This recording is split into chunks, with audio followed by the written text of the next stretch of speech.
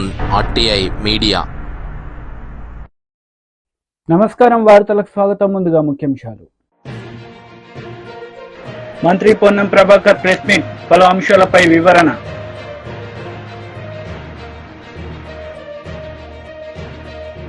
YCP leader Jogi Ramesh press meet, ఇరు పార్టీలపై fire. Congress నేతలు media సమావేశం నిర్వహించారు. ఈ సందర్భంగా పలు అంశాలపై వారు మాట్లాడారు. నిర్మలా సీతారాం కూడా పంపించిన నరేంద్ర మోడీ పేదవాళ్ళ గురించి చాలా చేసినా అని చెప్తుండే. ఇక్కడే అర్థమైపోతుంది. ఆయన డిమానిటేషన్ చేశాడు, 2 కోట్ల ఉద్యోగాలు వేయలే. దాని తర్వాత డిమానిటేషన్ చేసి బ్లాక్ మనీ అని 2000 నోట్లు ప్రింట్ చేసిండు. దాని ద్వారా ఎక్కువ బ్లాక్ మనీ ఆగిపోయింది. మళ్ళీ దాన్ని కూడా తీసేసిండు.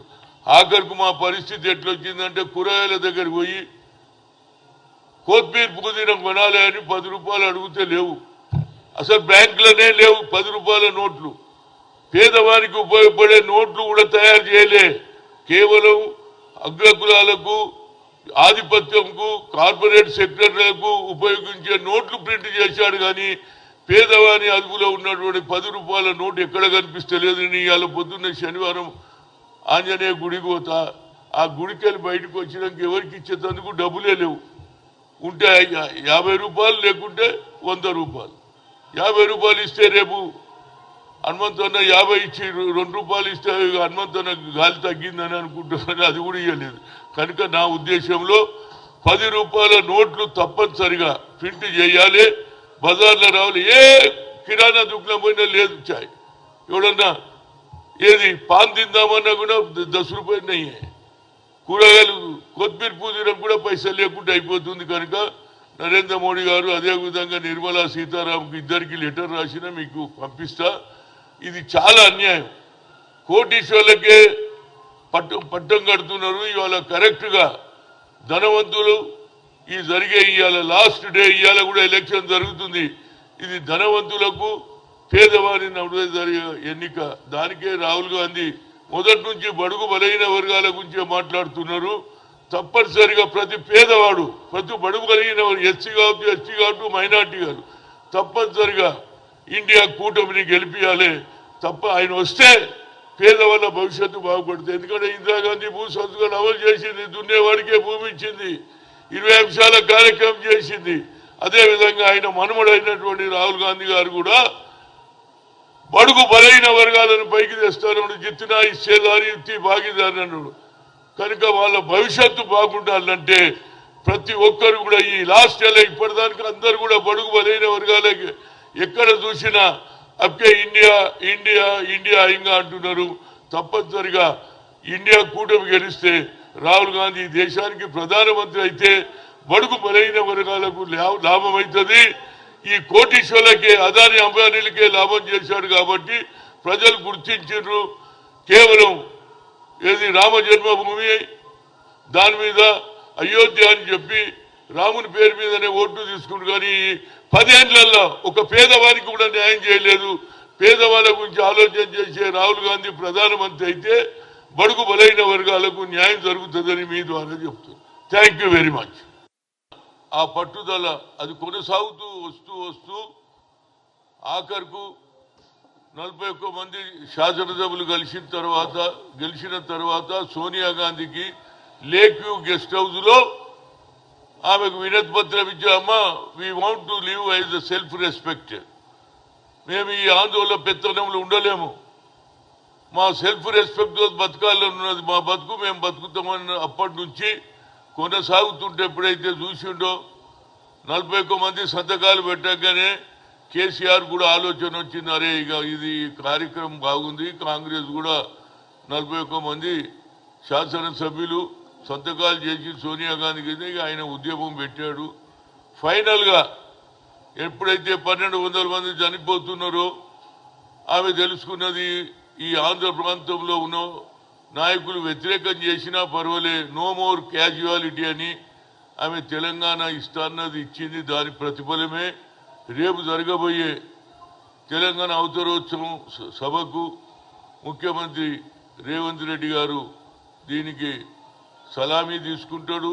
అదేవిధంగా ఫ్యూచర్లో ప్రభుత్వానికి ఎలాంటి బడుగు బలైన వర్గాలకు సోనియా గాంధీ ఆదేశాలు, రాహుల్ గాంధీ ఆలోచనలను ఇంప్లిమెంట్ చేయడమే కాకుండా 6 డిక్లరేషన్ కూడా చేస్తారు. దీనికి సోనియా గాంధీ గారు కూడా తుక్కుగూడలో బహిరంగ సభలో మాట్లాడింది. మళ్ళీ ఎల్బీ స్టేడియంలో ఏ దినమైతే గెలిచిన తర్వాత ముఖ్యమంత్రి హోదా తీసుకునేటప్పుడు అప్పుడు కూడా ఈ 6 డిక్లరేషన్ చెయ్యాలని చెప్పింది. కానీ కొన్ని కారణాల వల్ల ఆమె డాక్టర్ల అడ్వైజ్ అనుకో ఆమెకు అక్కడ బాగా ఎండలు ఉన్నది. నేను నాగ్పూర్లో చూసినా 50 దాటిందని. అలాంటి పరిస్థితులు రాకపోయినా ఆమె ఆశీర్వాదం తప్పనిసరిగా. టీడీపీ లీడర్ మీడియా సమావేశం నిర్వహించారు. ఈ సందర్భంగా పలు అంశాలపై ఆయన మాట్లాడారు. శిక్షణ ఇది మేము చెప్పింది. కౌంటింగ్లో అప్రమత్తంగా ఉండాలి. చీఫ్ పోలింగ్ ఏజెంట్లకు టీడీపీ నాయకత్వం దిశానిర్దేశం. ఫోటోలు కూడా చక్కగా అన్ని పేపర్లో వచ్చినాయి. చంద్రబాబు నాయుడు గారు ఫిజికల్గా లేకపోవడం, పోనీ ఆయన ఏదన్నా జూమ్లోనూ దేంట్లోనో మాట్లాడిన ఎక్కడ సోషల్ మీడియాలో వచ్చుంటే ఖచ్చితంగా చంద్రబాబు నాయుడు గారు ఇది ఇలా చెప్పారు అలా చెప్పారని సాక్షి కొంచెం రాసినా దానికి ఏదో కొంత అర్థం ఉంటుంది. కానీ దౌర్భాగ్యం కవించి కలపడాలి అని మేము చెప్పామని సాక్షిలో రాస్తారు. దీనికి కారణం ఏంటి? 29/5/2024 సజ్జల రామకృష్ణారెడ్డి వాళ్ళ చీఫ్ ఏజెంట్ల మీటింగ్లో మనకు రూల్స్ లేవు, ఏమి లేవు, కలపడండి అని చెప్పిన దాని మీద మేము పోలీస్ కంప్లైంట్ ఇచ్చి ఎఫ్ఐఆర్ బుక్ చేసాం. ఇది ఫస్ట్ టైం ఆయన జీవితంలో మెట్లు కింద పట్టాకి మొదటి అంకం. సకల శాఖ మంత్రిగా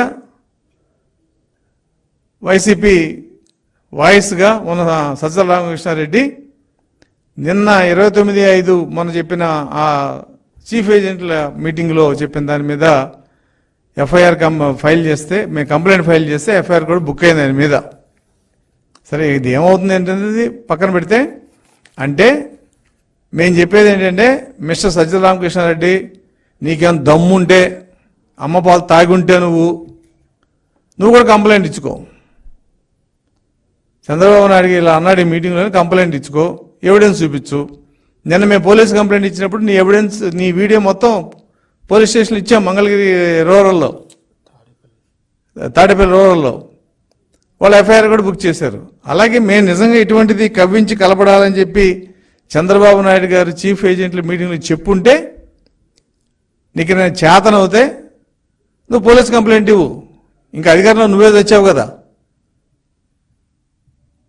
అంతేగాని నీ పేపర్ ఉందని ఈ ముచ్చట కూడా 3 రోజులే, ఖచ్చితంగా ఇవాళ నుంచి 3 రోజుల్లో నీ ముచ్చట్లన్నీ కరిగి ఆవిరైపోయే పరిస్థితి వచ్చింది. అందుకని వాళ్ళ పోలీసులు కూడా సజ్జల రామకృష్ణారెడ్డి లాంటి వ్యక్తి మీద ఎఫ్ఐఆర్ కడతాకి వాళ్ళే వెనకాళ్ళ. అదే ఒక 6 నెలల కిందట సజ్జల రామకృష్ణారెడ్డి మీద ఎఫ్ఐఆర్ కట్టాలంటే ఈ వ్యవస్థలో మాకు అయ్యే పని కాదు. కాబట్టి నీ దిగజారుడు, నీ పతనం స్టార్ట్ అయింది. ఒక మట్టి కిందకు వచ్చావు నువ్వు ఆల్రెడీ. నీ నాయకుడు కూడా దాదాపుగా ఒక నిర్ణయానికి వచ్చారు, మనం ఇక ఉండవు అని. ఈ పరిస్థితుల్లో కొద్ది గొప్ప విఘ్నత ఉన్న మనిషి ఎవడైనా కూడా ఎవరిని నొప్పించకుండా బ్యాలెన్స్డ్గా వాళ్ళకి పబ్లిక్ నుంచి ఇబ్బంది లేకుండా మాట్లాడే అలవాటు చేసుకుంటారు. కానీ మీరేం మారలా. మీ అలవాట్లు, మీ దుష్ప్రచారం ఏమీ మారలేదు, మారవు కూడా. అది మారాలంటే 4వ తారీఖు సాయంత్రమే అవుతుంది. చంద్రబాబు నాయుడు మీటింగ్లో ఎక్కడ ఉన్నాడు? ఇది 3 పేపర్ల ఫోటోలు కూడా వేశారు. డాయస్ మీద ఎవరుంది? అచ్చెన్నాయుడు గారు రావాల్సిన మీటింగ్కి యనమల గారు వచ్చి చెప్పడం జరిగింది. మిగతా వాళ్ళందరూ కూడా ఒక్కొక్క సబ్జెక్టు మీద ఒక్కొక్క గంట, అరగంట అలా చెప్పారు. 4ంటికి మీటింగ్ క్లోజ్ చేశాం. చంద్రబాబు నాయుడు గారు వచ్చి మాట్లాడినట్టు ఎక్కడన్నా సోషల్ మీడియాలో వచ్చిందా? సోషల్ మీడియా తెలుగుదేశానికి కూడా ఉంది కదా. ఒకవేళ నిజంగా చంద్రబాబు నాయుడు గారు జూమ్లో మాట్లాడుంటే ఖచ్చితంగా మేము దాన్ని పబ్లిసిటీ చేసేవాళ్ళం. YCP leader Jogi Ramesh press meet నిర్వహించారు. ఈ సందర్భంగా పలు అంశాలపై ఆయన మాట్లాడారు. తెలుగుదేశం పార్టీ గగ్గోలు పెట్టే తెలుగుదేశం పార్టీ సోషల్ మీడియా ఇన్నిసార్లు అడుగుతా ఉన్నా గానీ కనీసం సమాధానం చెప్పటానికి కూడా ముందుకు రావట్లేదంటే అసలు దీంట్లో ఉన్న రహస్యం ఏంటి? చంద్రబాబు నాయుడు ఏ దేశానికి పోయాడో తెలియదు, ఎక్కడున్నాడో తెలియదు, విశ్రాంతి కోసం వెళ్ళాడో తెలియదు, వైద్య పరీక్షల కోసం వెళ్ళాడో తెలియదు, పెట్టుబడుల్ని ఆకర్షించటం కోసం వెళ్ళాడో తెలియదు, పెట్టుబడులు ఆకర్షితుడై పెట్టుబడులు పెట్టడం కోసం వెళ్ళాడో తెలియదు. నల్లధనం మొత్తం కూడా తీసుకెళ్లి ఎక్కడన్నా ఏ దేశంలో పెట్టాడో అది తెలియదు. దోచుకున్న డబ్బంతా తీసుకెళ్లి ఏ దేశంలో ఉన్న దాచాడో అది తెలియదు. ఈ పరిస్థితుల్లో హైదరాబాద్ నుంచి బయలుదేరాడు. శంషాబాద్ లో అక్కడ ఇమిగ్రేషన్ అధికారులు ఇతను స్కాములో ఉన్నాడు కదా, స్కిల్ డెవలప్మెంట్ స్కామ్లో ఉన్నాడు, ఇంకా స్కాముల్లో చాలా అట్లో ఉన్నాడు. అభ్యంతరం పెట్టారు. ఆ తర్వాత పేపర్లు ఏవి చూపించారు, వదిలిపెట్టారు. వదిలిపెట్టిన తర్వాత ఇతను గాని ఇతను కొడుకు గాని అమెరికాలో వెళ్తున్నాడని చెప్పేసి ఒక వార్త. తీరా చూస్తే అమెరికా అంతా కాలించారంట. అక్కడ తెలుగుదేశం పార్టీ ఎన్ఆర్ఐ విభాగానికి సంబంధించిన కోమటి జయరాం, చంద్రబాబు నాయుడు అమెరికా రావట్లా, మాకే కనపడలా అని చెప్పేసి ఆయన ఒక పత్రికా ప్రకటన. అక్కడ లేడు. ఇంతకీ ఇటలీ పోయాడు అంటున్నారు. ఇటలీలో చంద్రబాబు నాయుడు ఏ దేశం వెళ్ళినా చంద్రబాబు నాయుడు చేసేది ఏంటంటే ముందు ప్యారిస్ వెళ్ళాడు అనుకోండి, ఆ ఈఫిల్ టవర్ ముందు ఒక ఫోటో దిగుతాడు, ఆ ఫోటో పంపిస్తాడు. లండన్ పోయాడు అనుకోండి, ఆ బుల్లెట్ ట్రైన్ ముందు ఒక ఫోటో దిగుతాడు, ఆ ఫోటో పంపిస్తాడు. సింగపూర్ పోయాడు అనుకోండి, సింగపూర్ రోడ్ల మీద ఫోటో దిగుతాడు. మలేషియా పోయాడు అనుకోండి, ఆ ట్విన్ టవర్స్ ముందు ఒక ఫోటో దిగుతాడు. చంద్రబాబు నాయుడికి ఇంత మీడియా అంటే ప్రచార పిచ్చి ఉన్న చంద్రబాబు నాయుడు ఈఫిల్ టవర్ తీసుకొచ్చి ఆంధ్రప్రదేశ్లో కడతానంటాడు, ట్విన్ టవర్స్ తీసుకొచ్చి ఆంధ్రప్రదేశ్లో కడతానంటాడు, అండమాన్ పోతే అండమాన్లో ఉన్న సముద్రం తీసుకొచ్చి ఆంధ్రప్రదేశ్లో నిర్మించేస్తానంటాడు. ఇంత పిచ్చున్న చంద్రబాబు నాయుడు ఏమైపోయావు అసలు 10 రోజులు? ఎందుకు ఇంత దాపరికం? ఎందుకు ఇంత దాచుకుంటా ఉన్నారు?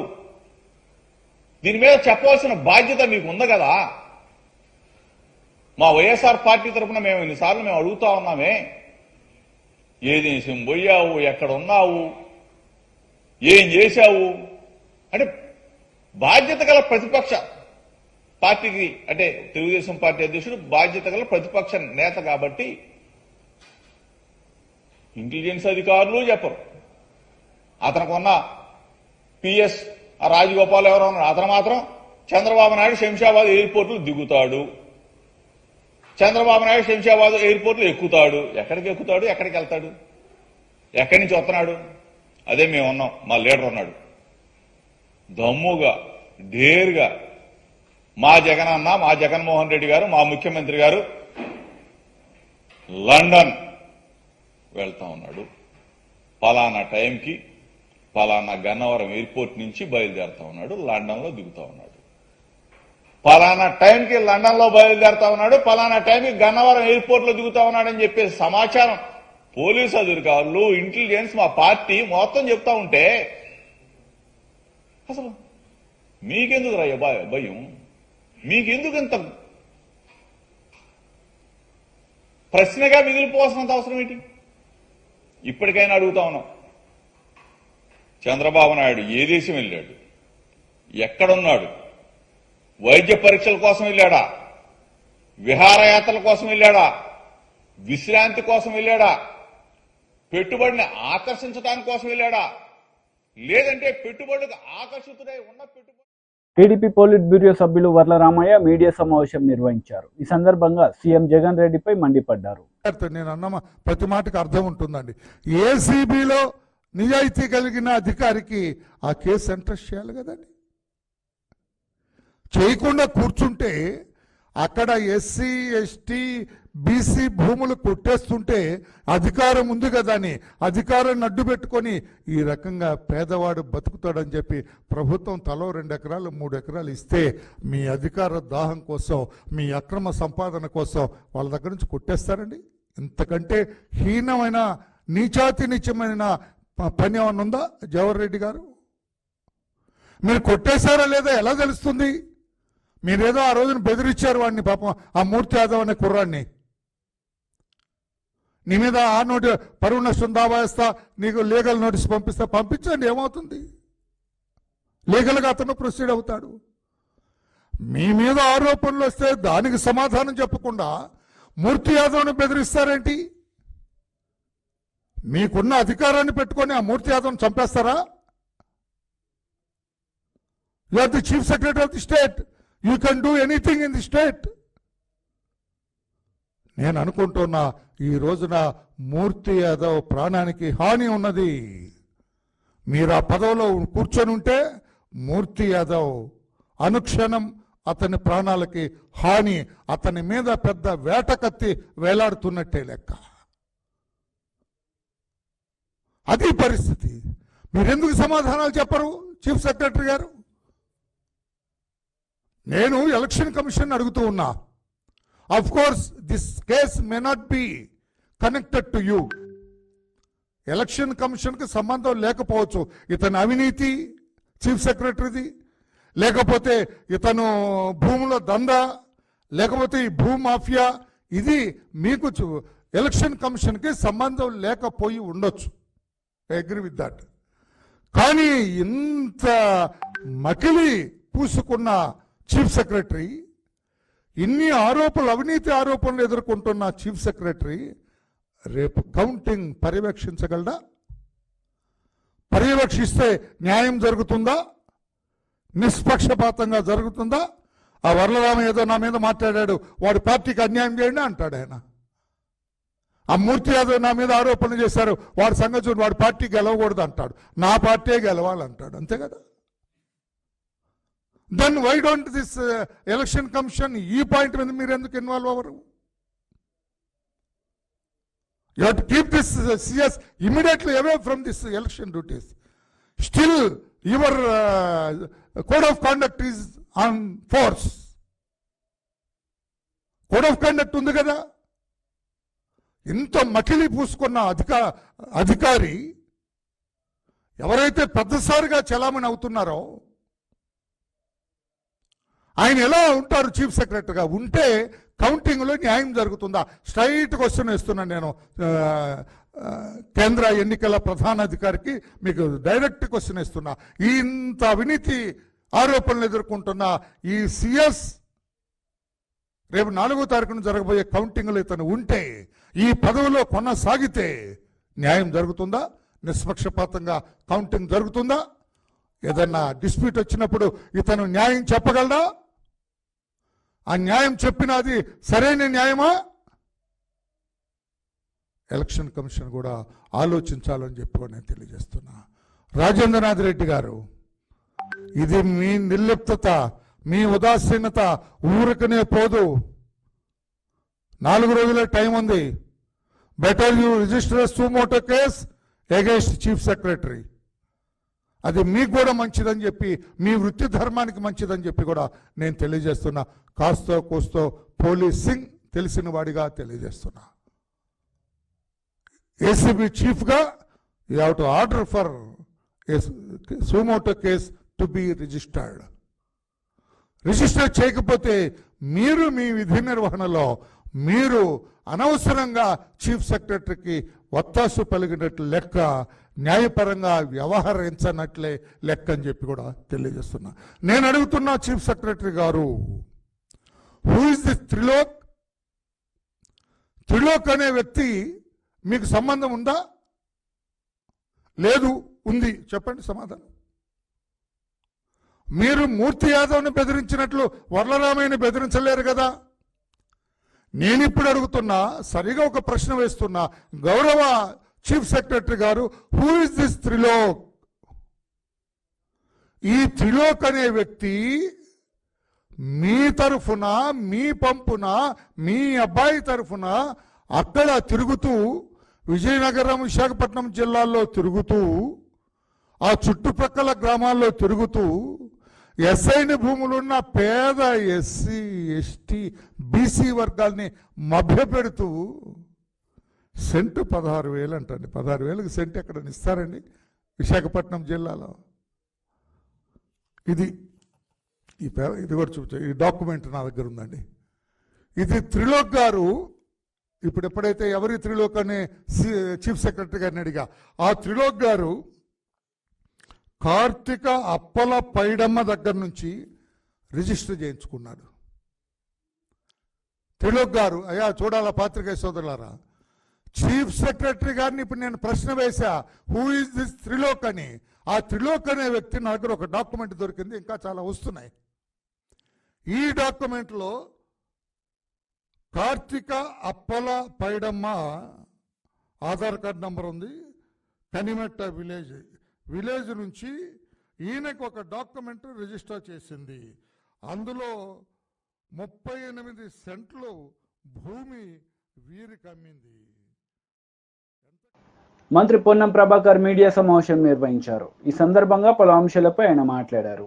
రాబోయే భవిష్యత్ తెలంగాణ ప్రజల ఆకాంక్షకు అనుగుణంగా ఏ విధంగా ఉండాలో ఒక ఆలోచన తీసుకోపోయే విధంగా మరి రేపటి ఈ యొక్క ఆవిష్కరణ దినోత్సవాలు జరుగుతూ ఉన్నాయి. సరే, రాజకీయంగా ఇది విమర్శలకు వేదిక కాదు. అన్ని రాజకీయ పార్టీలు ఈ యొక్క వేడుకలు జరుపుకోవాలి, అందరూ కూడా భాగస్వాములు కావాలి. కానీ వాస్తవం ఎవరు కూడా మర్చిపోయేటువంటి అంశం కాదు. ఆనాడు తెలంగాణ పార్లమెంట్ సభ్యులంగా సోనియా గాంధీ గారు ఒకవేళ తెలంగాణ ఇచ్చే విషయంలో ఒక అడుగు వెనకకేస్తే తెలంగాణ రాష్ట్ర ఏర్పాటు కాకపోతుండే అనే మాట మాత్రం ప్రతి తెలంగాణ పౌరుడు, ఏ రాజకీయ పార్టీ అయినా, ఏ వ్యక్తి అయినా, ఏ సమాజానికి సంబంధించిన సోనియా గాంధీ గారి తెలంగాణ రాష్ట్ర ఏర్పాటు పాత్రను ఈ సందర్భంగా వారికి కృతజ్ఞతలు చెప్పేటువంటి బాధ్యత ప్రతి పౌరుందనే మాట సందర్భంగా మనం చేస్తూ ఉన్నాం. ఆనాడు పార్లమెంటు వేదికగా తెలంగాణ ప్రజల ఆకాంక్ష, తాత ముత్తాతల నాటి కోరిక ఇప్పుడు కాకపోతే మళ్ళెప్పుడు కాదని గలమెత్తి తెలంగాణ యొక్క వాదాన్ని అన్ని రాజకీయ పార్టీలు నిర్ణయం తీసుకునే విధంగా జరిగితే దురదృష్టం ప్రస్తుత ప్రధానమంత్రి తెలంగాణ సమాజాన్ని అవహేళనపరిచే విధంగా, తెలంగాణ అమరులందరినీ కూడా కించపరిచే విధంగా తల్లి చనిపోయింది, బిడ్డ తెచ్చుకున్నారు, దొంగతనం ఎత్తుకొచ్చుకున్నారు అనేటువంటి మాట ఏ తెలంగాణ కోసం ఉద్యమించారో వాళ్ళందరూ కూడా స్పందించాల్సిన అవసరం ఉందని కోరుతా ఉన్నా. మేము ఎప్పుడు కూడా రాజకీయ పార్టీగా ఎవరిని అవంటలేం. తెలంగాణ ఏర్పాట్లో సుష్మా స్వరాజ్ గారి పాత్రను ఎప్పుడు మర్చిపోం. కానీ ఈనాటి ప్రధాని స్వయంగా పార్లమెంటు వేదికగా తెలంగాణను అవమానపరిస్తే తెలంగాణ ఉద్యమకారులుగా బాధపడుతూ ఉన్నాం. తెలంగాణ ప్రజలందరూ కూడా ఈ అంశాన్ని సీరియస్గా తీసుకోవాల్సిన అవసరం ఉంది అనే మాట ఈ సందర్భంగా ఆవిర్భావ దినోత్సవాల సందర్భంగా జ్ఞాపకం చేస్తాను.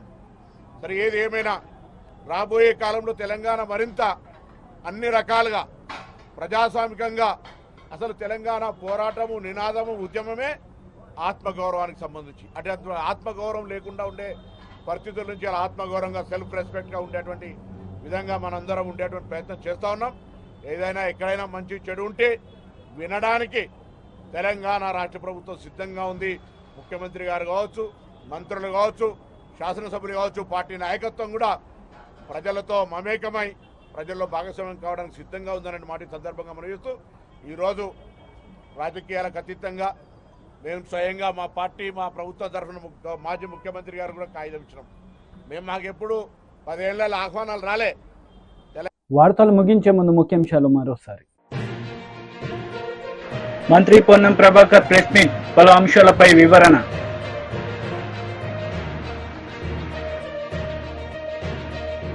YCP leader Jogi Ramesh press meet, ఇరు పార్టీలపై ఫైర్. ఈ వార్తలు ఇంతటితో సమాప్తం. తిరిగి ప్రసారమయ్యే వార్తల్లో మళ్ళీ కలుద్దాం. అంతవరకు సెలవు. నమస్తే.